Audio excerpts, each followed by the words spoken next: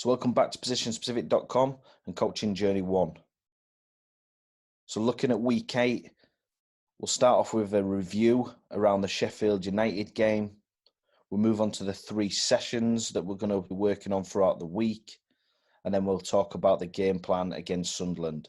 Sunderland being one of the best teams around in the country at our age group. So it's great for us to go and see where we're at and how we're progressing within our style of play. So again, another great little test and a good week ahead. Before we move on, just want to say thank you to everybody who's been engaging on our social media platforms. It's good to see that it's growing every week and there's more people commenting and asking questions. You know, that's the reason why we're doing this.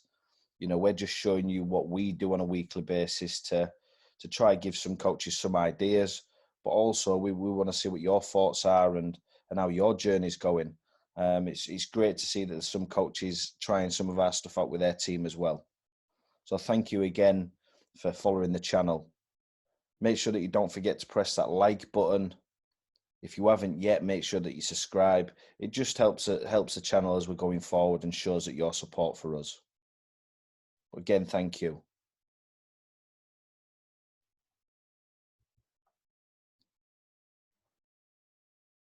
So looking at the game review then of Sheffield United, anybody who watched the journey from last week will understand what our game plan was. So we'll always set out in a 4-3-3, playing with our style and our system. But what we was aware of for this game is if we needed to change to a 3-5-2, depending on what they were playing. So starting with the team identity and targets. So we had 3 out of the 4. And predominantly for most of the game, we imposed our identity on the opposition. So overall, we were quite happy with the performance. But again, we just want to be making sure that we get this percentage up. We want to be trying to get around the 80s, which then shows that our team are dominating most of the game. But 76% of defensive transition, so regain the ball back within 3 passes or stop them from playing forward. We were happy with this because we did change systems. So our defensive organisation looked different, but we were happy with the players of how they adapted and adjusted to how Sheffield United was set up and how we wanted to press. So overall, that was really good to see. Attacking transition, we were a little bit off in parts of the game. First big one that sort of springs to mind was we were dominating the game and there was a harsh penalty that went against us, and soon as they'd scored that penalty, we was like quite erratic of when we won the ball. We just wanted to go and score quickly because we were dominating. So we spoke to the players about this, of just about making sure that no matter what happens, can we get focused? So going back to that quote that we talk about, thinking correctly under pressure. So can we go back to our targets even when the pressure's at its highest? And then the attacking organisation was good because we changed shape, so the connections worked quite well. Still need a lot of work on this, and we're still trying to make sure that all the players are clear on their self-analysis. But we'll run through this a little bit more in a couple of weeks because we've got a free week. So we'll spend more time on this because we won't have a game plan. So we'll talk to you about how we come up with the stats and what it looks like, and how we get the players to analyse ourselves to help out with the attacking organisation. So that'll be in a couple of weeks, but it'll be a good video to help you get a better understanding of what this looks like behind the scenes.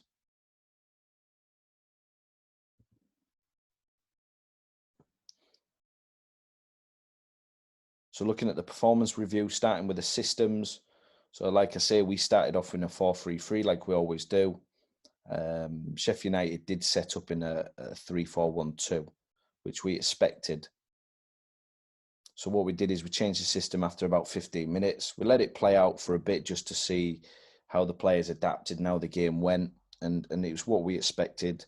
Whenever there was a turnover, there was players in dangerous areas. You know, which with this system matchup, you're going to get quite a bit. Unless you're a real dominance force, then or you understand your shifting patterns, then we like to sort of change it. so that we find the mark a little bit better, or we've got a better chance of winning the transitions. But just to give you an example in this system, so as you can clearly see, we can get a 2v1 down the sides. In the transition, your fullback might be advanced and your wide forward might be advanced, so you could get it out wide and hurt the opposition. But on the flip side, if we're high and wide and we lose it, their wing backs could break on us, which can create maybe a 3v3 or a 4v4. So every time there's a transition, there's always players in positions that can hurt you. We was the more dominant force, I would say. So we look like the more likely to score, so that's why we left it. But what did happen is we found ourselves in a 2v2 at times, and you can't get your 4 to drop in because it's a 3v3. So the message will be to one of your fullbacks staying, but they kept breaking on us. Didn't hurt us, but just kept breaking on us, and we were aware that this is something that we might change just to get control. So we eventually changed to a 3-1-4-2. So getting one of the fullbacks to drop in because this is a matchup in midfield. And we talked about this in our game plan, so we're aware of what was happening. So we just bumped on our left back and then moved our left forward as a central forward. So as you can clearly see here, we've got the +1 to build, but also deal with defensive duties. 1v1 duels in these wide areas. If they do beat them, you've got that +1 on your defensive line to change the mark. Same thing if someone breaks from the midfield. So if the cam breaks from the midfield, you've still got that equal numbers. And then putting 2 up against the 3. So just trying to really put these under pressure. And there is other ways that you can do it. You know, if you're chasing the game, you know, we can bump an extra player on. You know, there's many different ways that you can do it, but this is the one of the systems that we go to when playing against that structure. So looking at attacking organisation, even when we was in a 4-3-3, felt was in control, apart from the transition. But when looking at this, we pinned back the opposition, but what we found is that it was quite hard to break them down. Anybody who's played against Sheffield United or seen Sheffield United now, they're really organised with that back 3 moving into a back 5. But what we did is we let this play out for a bit, just so we could try pin back the wing backs. But this is what sort of the shape looked like. And again, looking at what our game plan was like, we planned for this scenario. So to try get the 3v2 and then get one of the side of the back 3 to sort of step in and try to create the overloads in wide areas. And this is what happened. So we pinned them back with a 4. The 2 cams played on the outsides of the 2 holding midfielders, so we got them pinned back. And then we just looked to dominate the ball in these areas. If the ball did turn over, we always had that +1 and plus the keeper to make sure that we had the security behind the ball. So overall, it was good that we were controlling the opposition.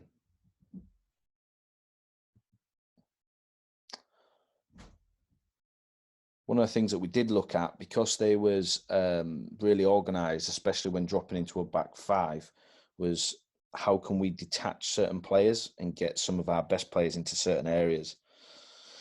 So because we moved our left forward onto the defensive line, we know that this player is really good in these wide areas because that's predominantly where they play. So one of the things that we said is our left wing back just to drop slightly deeper when in possession. So when we shift the ball across, just drop slightly deeper to see if the right wing back comes with you. If they don't come with you, you're free to get on it. If they come with you, then we're looking at our 11 to peel out and then try to draw this right centre back out, which was really good. It was good balance because the 3 was a left back and the wide forwards obviously is used to playing in wider areas. Then once we got the ball wide into these 1v1s, we're looking to get 3 or 4 bodies into the box, you know, which started to cause them more problems. We didn't do this on this side because the 9 was a natural forward, so wasn't great in 1v1 duels here. If we wanted to cause loads of problems and do it down both sides, then, you know, you can change your 9 for another wide forward. But this was good. It caused them a lot of problems. and got us more entries into the 18-yard box.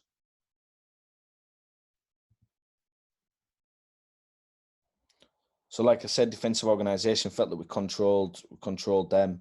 We forced the play and pressed really well. The key thing for us was when we changed the system.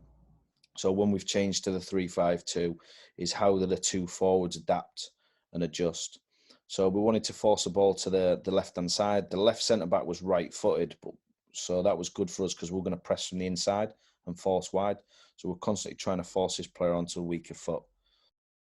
So the idea was, for the ones who didn't watch the video from last week, we pick 2 out of the 3 and force the ball onto the weakest centre-back or onto the weakest foot.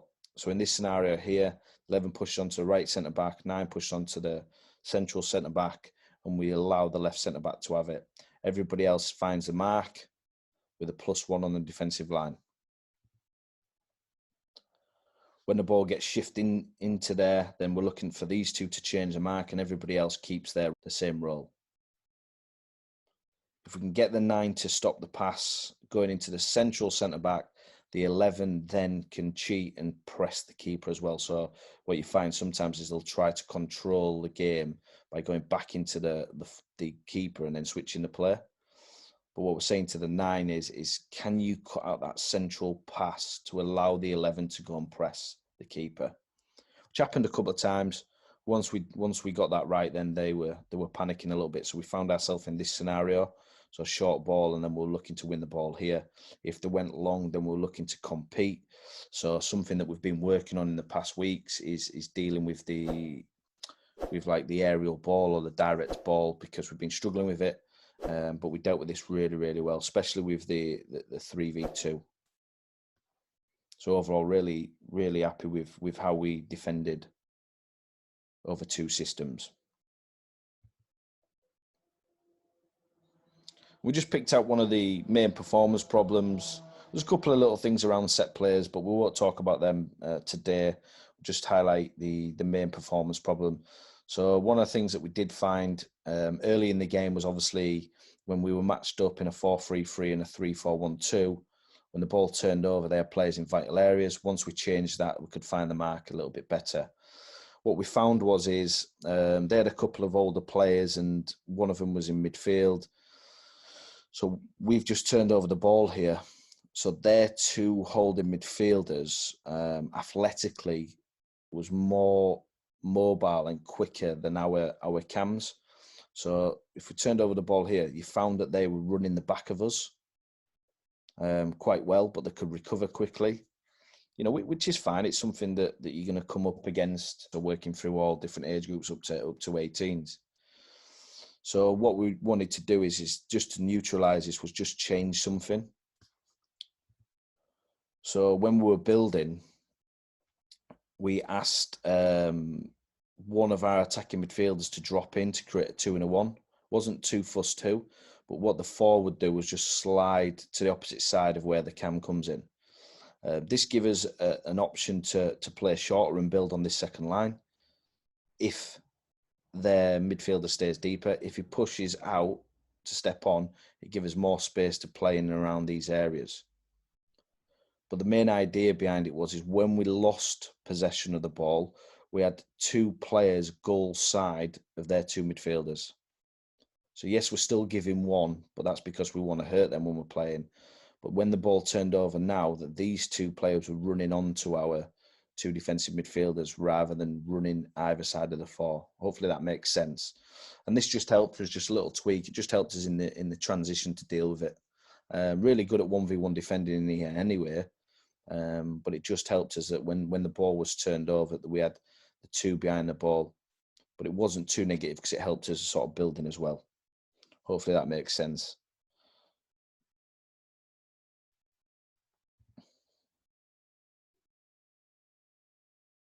So on to week 8. So 3 sessions this week with a number of practices in each session. So session 1, we're going to look at the transition out to win, but with a technical warm-up, focus around winning the back. Session 2, we're going to move straight into 11v11 scenarios, which you've seen us do quite a bit now. What I will do is I'll talk a little bit about what we're trying to get out of this practice or some of the stuff that we're looking for. And then session 3, we're going to look at crossing and finishing, something that we want to really bring into our performance model, really, around just getting entries into the 18-yard box. So we're going to start introducing a lot of this on the last training session before the game. Then we're going to look at the game plan playing against Sunderland, one of the best teams in the country at this age group. So it's going to be a great indicator of where we're at. Another great test for the players.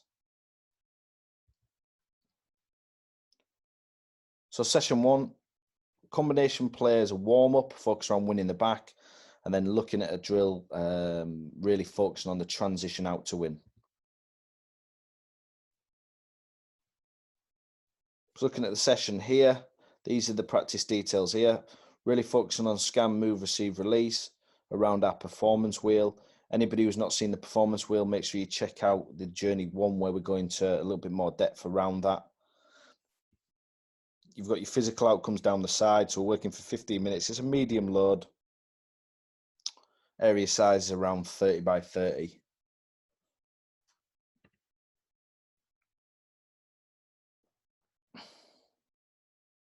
So when we're talking about winning the back, if you don't understand what we mean, is can you win the space behind your marker? So if I'm a number 7 playing against their number 3, so the fullback, so what type of movements can I do to win the back?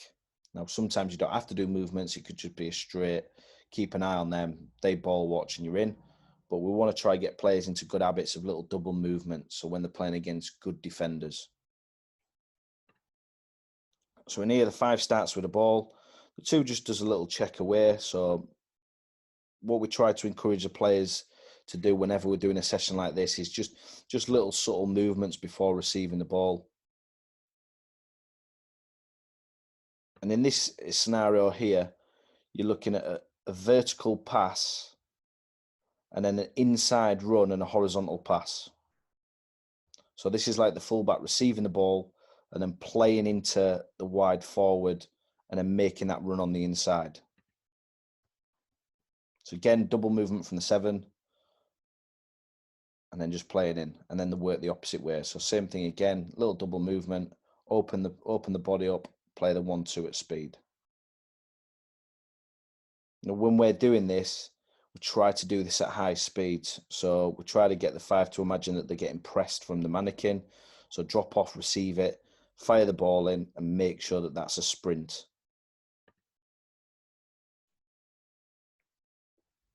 So the second one, so same thing again, it could be a scenario of a fullback or a wide forward.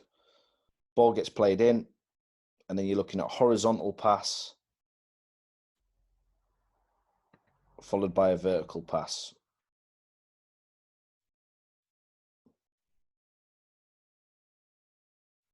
Again, making sure that the players are working at high speed, looking at the fine details, so the body shape, clean passes. And then this one here, again, a horizontal pass. And then we're just looking at that sort of outside run. So this could be a midfielder now playing into a wide forward or a fullback and then making that half space run. Just painting a couple of scenarios. You can see these happening all over the pitch. But what we say to the players is, and I'll just pause it when we get into here now.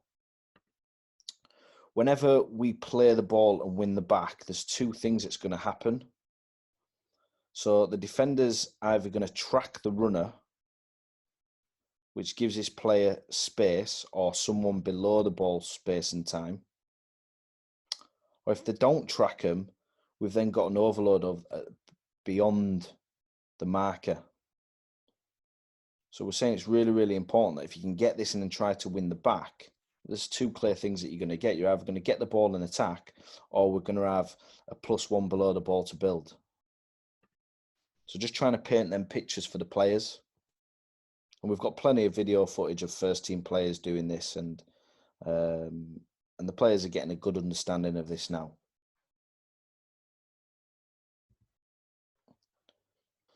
So some of you will have seen this session before. So we've got the 4 areas. First game, we're just going to start off with 7v7. With each team in possession, just looking to fill the 4 areas to make the pitch big. The team out of possession, looking to try make it hard for them to get out of one of the areas. So pressing angles, transition to find a mark and change the mark. Pure focus is when we win it, can we be available? Can we progress? So when we're talking progressing here, can we get the ball out of the area that we've just won? Can we then protect the ball? So protect it individually by getting your body in, or protect it by moving it out the pressure zone. And then we're looking to get like a minimum of 2 passes if we can. Now it's up to you how many passes you want to put on your group for a point. We started off at 10 passes because the team are quite good on ability wise. If you want to drop it to 5 passes on a 7v7, you can. But our team would usually maybe get 1 combination pass in here and then shift the ball out and then they move it quite quick. So they'd probably get to maybe 5 passes quite quickly. And then the next 5 would be a challenge for them to keep it and really work the spaces and the movements in a 7v7. But again, that's up to you how you want to put the point system in there in relation to your team. In the other games, what we did is we changed the overloads. So we went to an 8v6 one way and an 8v6 the other way, and then back to a 7v7. So that we're getting used to attacking and defending with overloads and when underloaded.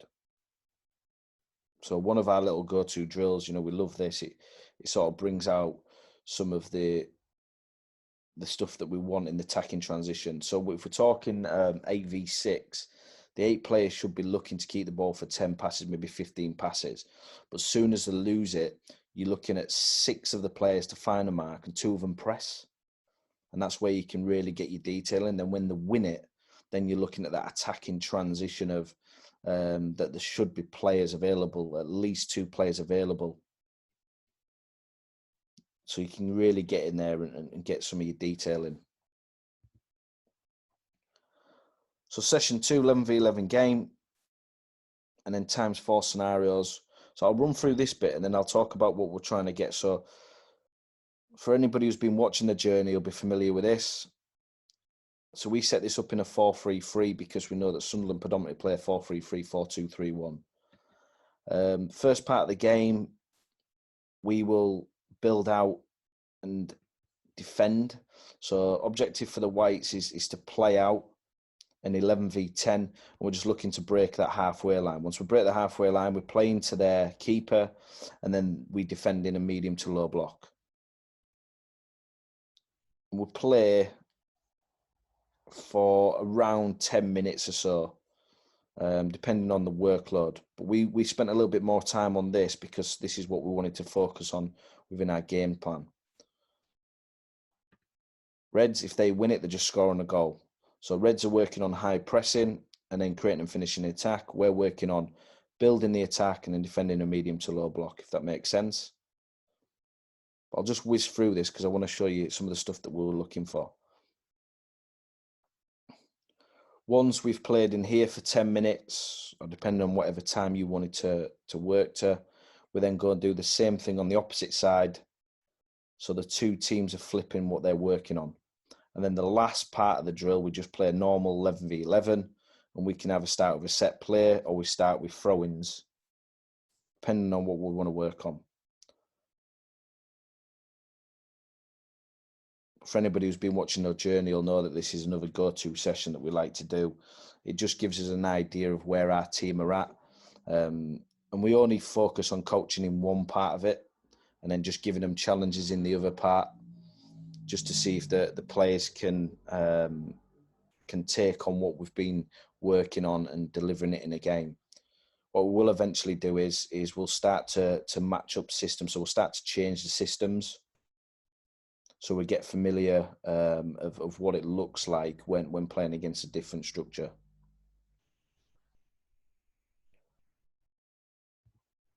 So just looking at the the main part that we're focusing on in the session before. So we did most of our work within the building the attack against a 4-2-3-1 or 4-3-3. Reason why it's a black screen is because this is what we actually show the players. So the players were sent this before the training session just to have a look at. So this was something that we wanted to bring out in the 11v11. So attacking organisation, keeper's got the ball in our practice. I know we've got players over the halfway line here, but this is what it looks like in an actual game. But obviously relating it to the training practice, everybody's in our half apart from the opposition's keeper. So first thing that we said to the players is, can we get our shape and fill all 5 channels in 3 to 5 seconds? So what we said to the keepers who were playing for us was just hold on to the ball for as long as possible to allow us to get our shape and fill all 5 channels.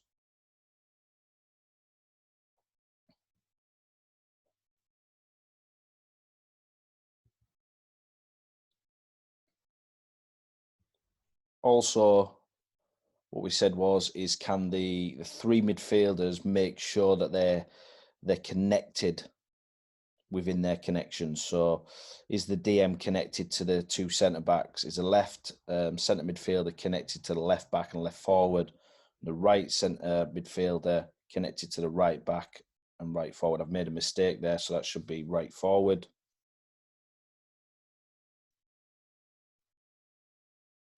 And then you've got your low link player and high link player, which is your keeper and your centre forward.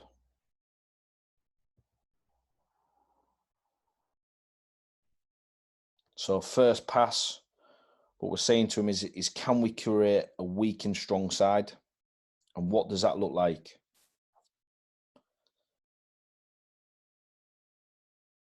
These were the specific things that we asked the players to have a look at. So if you're playing in our front line, can you be beside or beyond your marker? If you're playing the left centre mid and the right centre mid, can you start beyond your marker as well? So that might even be on the defensive line, depending where their midfield are. Left back and right back, can you play beside or beyond the wide forwards? And then we're looking at the DM doing the same thing. What we said to the left centre back and right centre back is to try operate in the 3 central channels. Don't go too wide.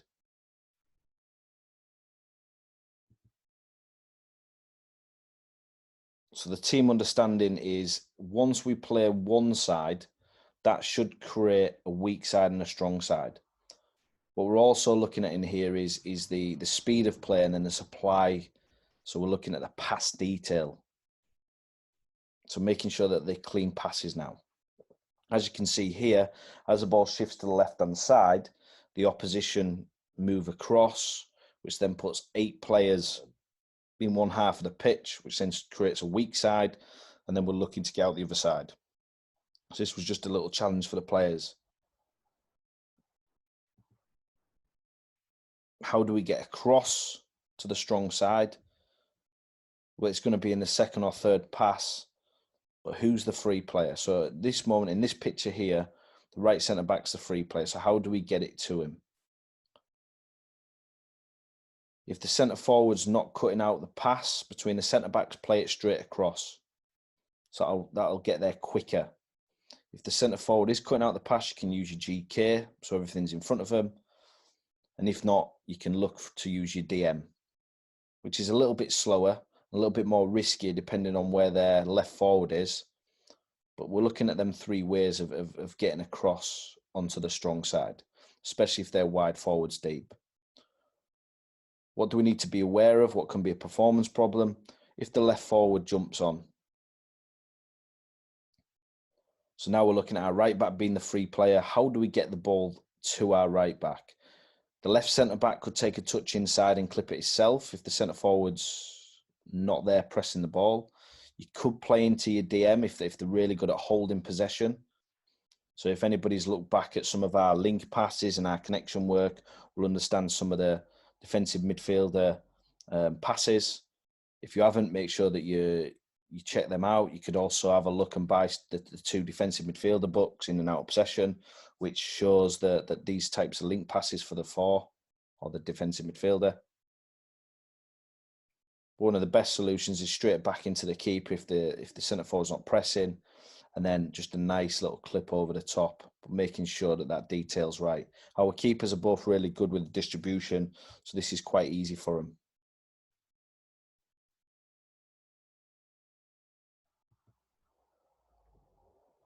So if their left forward stays deep and we've got the ball into the right centre-back and we're on the strong side, first thing we're asking the centre-back is to fix the space or the man. And what we're talking about there is it's travel direct at the man or the space to try and draw out this left forward, which then we can play into the free player, which is the fullback in this scenario. Right centre midfield and right forward, stay out the way, stay beyond the marker. Because if their midfielder gets drawn to the ball, we can play into the third line.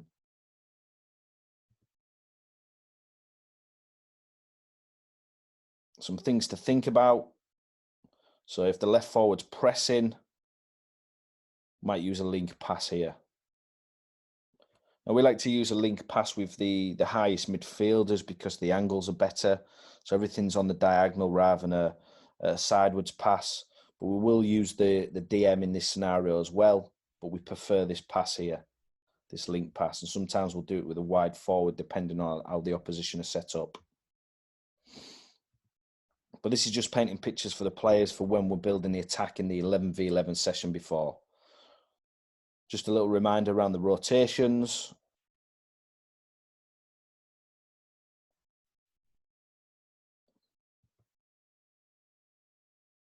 Again, like the players have seen this before the session, and it's just sort of reminders. So we've done sessions on this, they understand it. It's just saying, look, can we get this out of this session?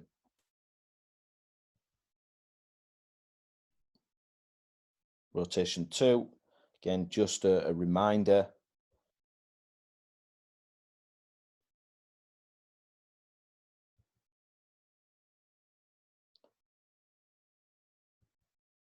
I'm just seeing if the players can do this when under pressure. That's the key thing. And if they are struggling, then that's where we can step in and coach them around timing and detail and things like that. And that's why we like to do the 11v11 sessions. But I just wanted to drop that in there just to show you some of the stuff that we sent the players before the practice, and to see if we could bring some of that out in the 11v11. So moving on to session 3, crossing and finishing.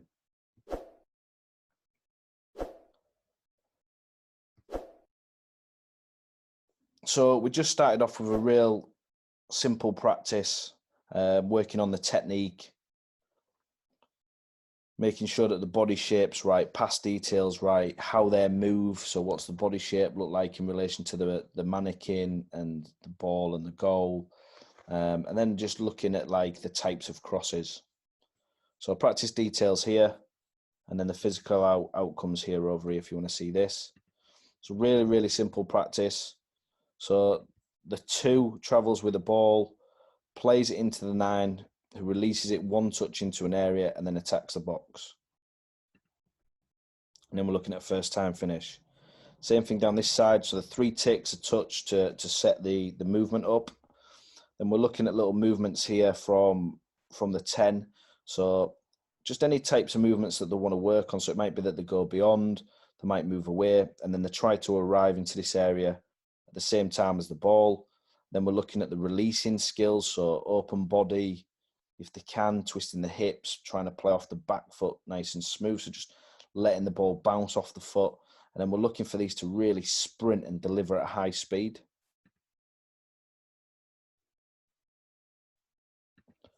Once they've released the ball, then we're looking at moving up and around the mannequin again. So what you'd find is here is, if this was a defender, they might step out and press the pass.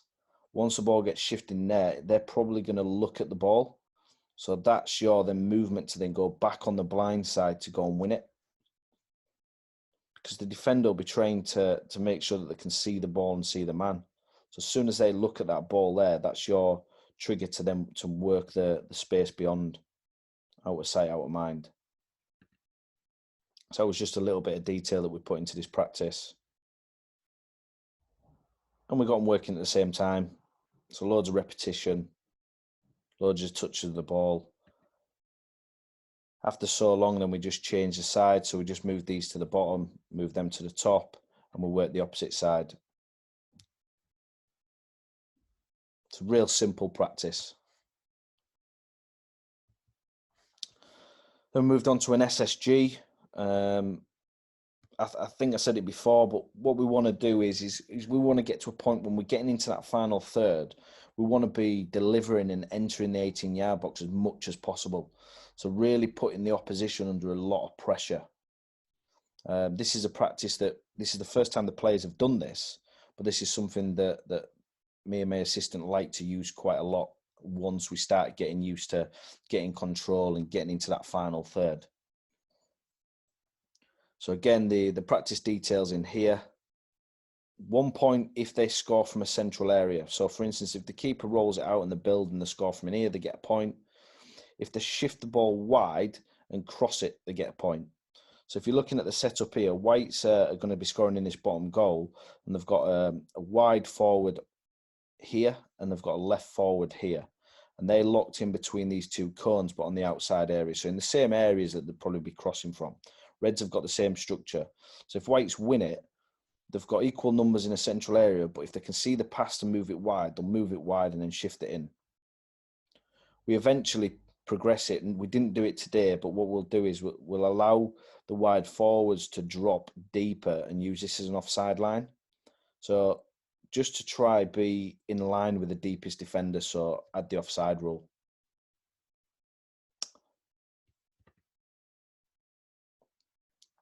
So again here, if they build through the middle and score, now it might go into the 7 and he might pass the ball back and the build and score, that'd be 1 point.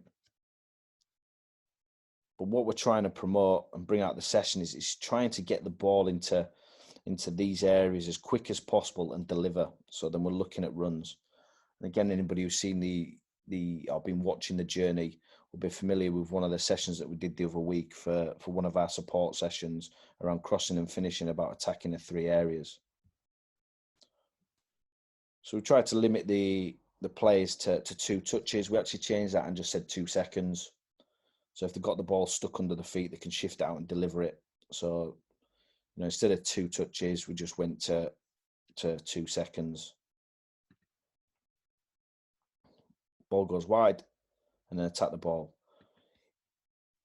What we did say is they can get a second phase. So if the 7 crosses it to the 9 but can't score, but nods it down or sets it for another player and they score, that's still classed as scoring from a cross. So we give them 2 phases to score. Same scenario, Reds looking for the same thing. Built through the middle there, which was more than 2 phases, so that'd be 1 point. We then started to progress it so that the opposite wide forward can now go and attack. So if the ball goes into the 11, the 7 can now go and attack the back stick, which is realistic to what we want our 7-11 to do in a game.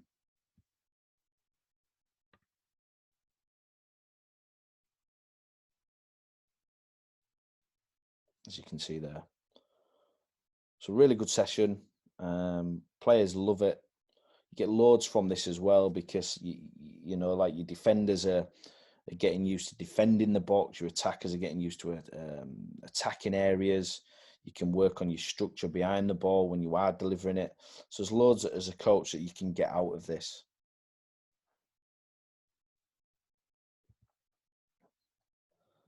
So moving on to the Sunderland game plan. Before I actually go into the system and what it's going to look like, we just wanted to ask if you wanted us to upload all our game plan to these videos. What we tend to do is just give you a brief overview and then pick certain points out of it of what we're going after.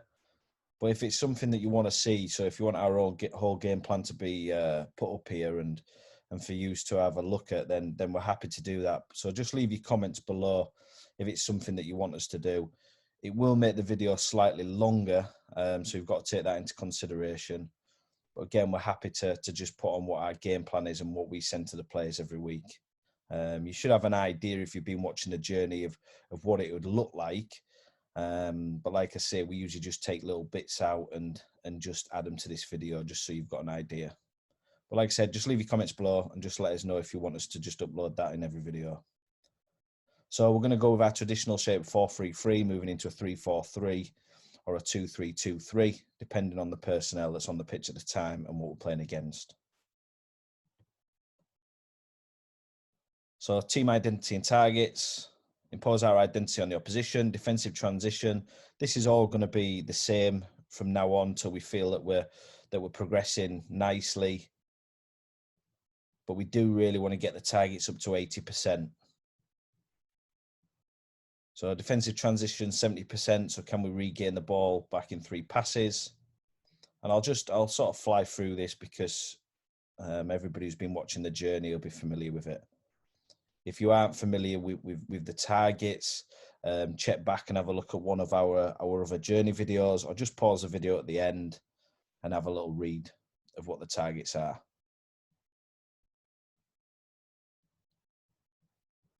Again, we've got a break after this Sunderland match. So what we'll do is we'll go into a little bit more depth around the connection work and some of the self-analysis of what we get the players to do. So defensive transition, these are just some video clips. We have actually got our team now working in these areas. So we do have a clip of our team doing this. This just gives you an idea. It just refreshes everything. So regain the ball back within 3 passes. So you see in a second, they're going to give the ball away. What does it look like? So you're looking at that instant press on the ball.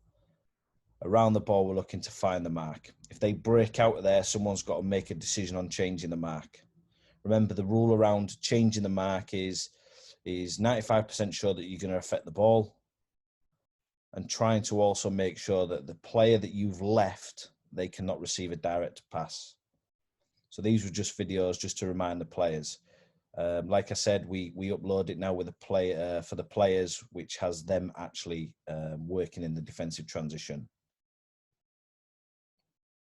Defensive organisation, a reminder of what it looks like. So compact state. Again, these are just sort of little videos. So when the players look at it, it just triggers something in the brain to go, yep, I get that, I remember that. Making sure that they're always seeing the same messages.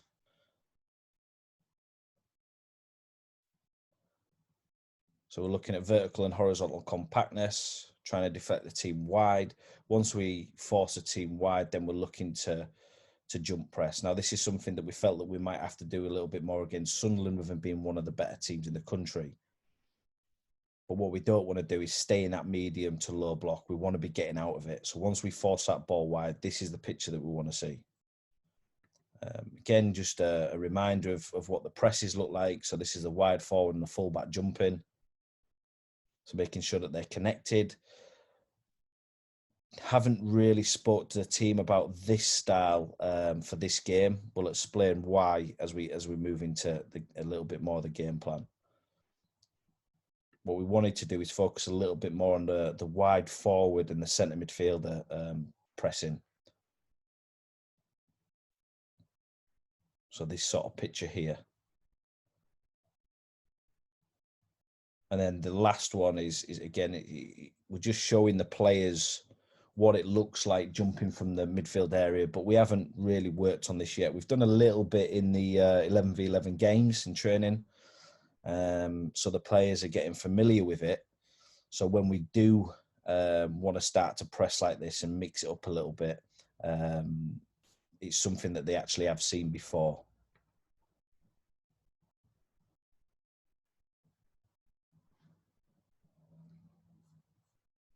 Attacking transition, second pass completion.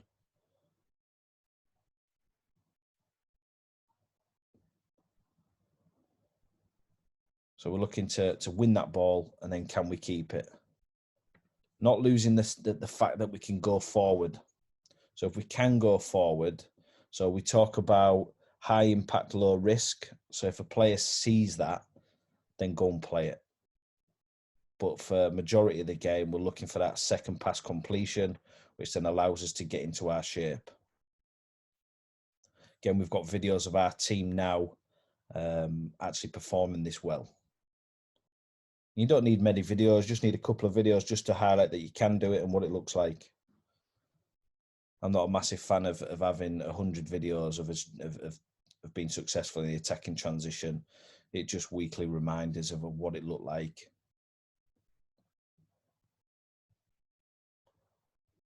And then the connection work. So when we're talking about that second pass completion, you've got that 4 to 5 second window to get yourself into your shape. So if you're looking at the first 1 and 2 passes, we shouldn't be far off within our shape and looking at the connections. Got the low link player and the high link player. That just gives you an idea. And then if you've been looking at some of our videos around the connections and rotations, especially from the last week's video, you'll get an idea of what this looks like when we find the free player. So a free giveaway coming from positionspecific.com. So at the moment we've got 4 books out. There's plenty of blogs around tactics and stuff on the website as well. But we are going to give out the defensive midfielder book in and out of possession. We'll also send you the poacher and connecting coaches if you haven't yet downloaded that. They're free books. So if you haven't downloaded it, get yourself onto the positionspecific.com and download them now and leave your comments and let us know what your thoughts are. But what we are going to do is anybody who leaves a comment below with hashtag coaching journey, we'll stick you into a draw. Make sure that you do like the video as well, so we'll check for that. And if not, make sure that you subscribe. And we will be doing we will be giving out free books and things as we sort of grow some of our content. But there is some exciting stuff coming out as well. We're going to try cover all positions in and out of possession eventually. It just takes time. And we've also got some other good stuff coming out around tactics and specific work with top managers. But for now, make sure that you leave your comments below and get yourself into this draw. And hopefully you'll be a winner and we'll send out these books as soon as possible. So looking at the performance plan, so a couple of things that we're going to look at is getting out and getting in. And then a high press and a medium block. They sort of go hand in hand with what we're trying to get out of the game. So getting out, so we'll be in a 4-3-3, and they're either going to be in a 4-2-3-1 or 4-3-3. So if you're looking back at the sessions and when we talked about the 11v11, this was just a reminder to the players about creating a strong side. So first pass play to one side, and then we're going to look to get out the other side. Now we might play an extra pass if they see it. That's not a problem. There is some pattern work that we've worked on where the left centre-back will play some combination play before switching it. But the idea to the players is we play to one side to create a weak and strong side and then get it across the pitch quickly. If you look back earlier in the video, there's 3 ways to get the ball into the free player.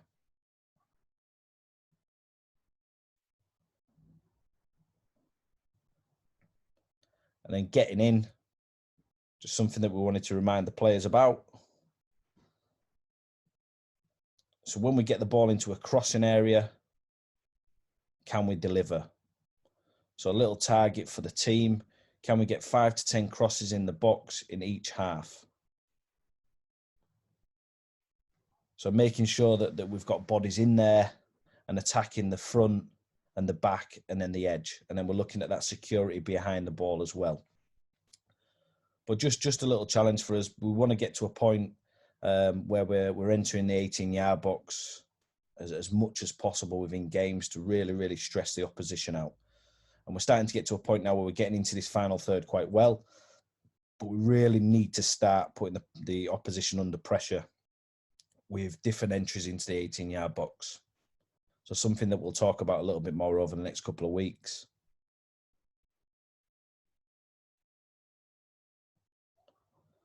The high press.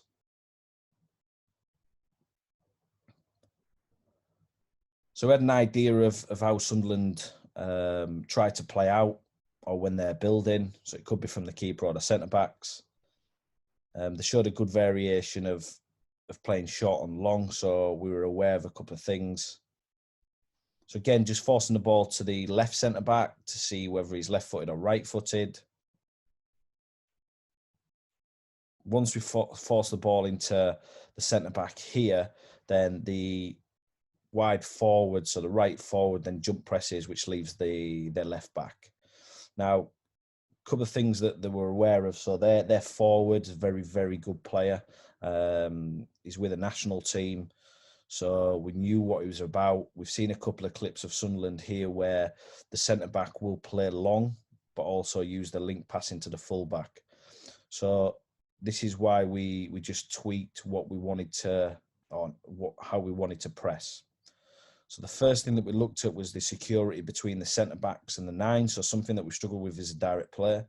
So we got one centre-back to play beside or in front of the nine and one behind. The message to the fullbacks was to play on the inside space and not change the mark. Defensive midfielder to track. So, for instance, if the centre-back goes long, making sure that he doesn't flick it on to an arriving midfielder. So that was the triggers for them. Everybody else's role was the same.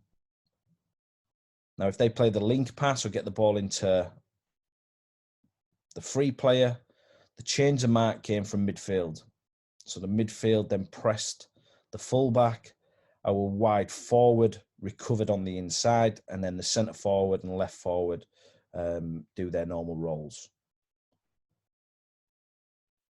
The back line drop off deeper, but still giving us that one centre back beside or in front and one sweeping.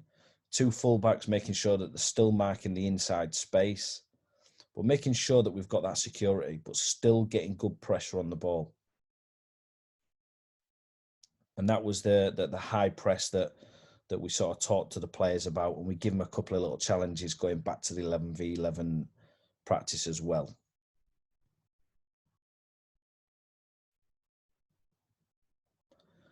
So like I said, I mean, if you want us to put the whole game plan up, we haven't got a problem with that. It just extends the video a little bit because we have in and out of possession, we have videos, we have roles and responsibilities, the set plays. Or if you're happy with how we're doing it now, just leave your comments below just to let us know what your thoughts are and where you want this to go. You know, we're doing this for you guys. So we want to try shape the videos where you can get as much as you can out of it. So week 9, we'll be talking about how the Sunderland game went. We'll look at session 1 where we're going to look at in possession. We're going to look at maybe 11v11 or small sided games for session 2. And then we're going to look at some out of possession IDP stuff on session 3. And then we haven't got no game, so there won't be any game plan moving into it. So our thoughts is that we touch a little bit on the self-analysis. So how the players or the targets that we give the players to go away and watch their game, and how that supports the attacking organisation. And then also, if there's anything that you want us to throw into the next video, like I said, just leave your comments below and we'll see what we can throw in to help you guys out. Again, thank you to everybody who's been following the videos. We're getting a growing audience. There's more people interacting. To support this channel, just make sure that you press that like button and subscribe and turn on the notifications. But thank you again. We'll see you next week.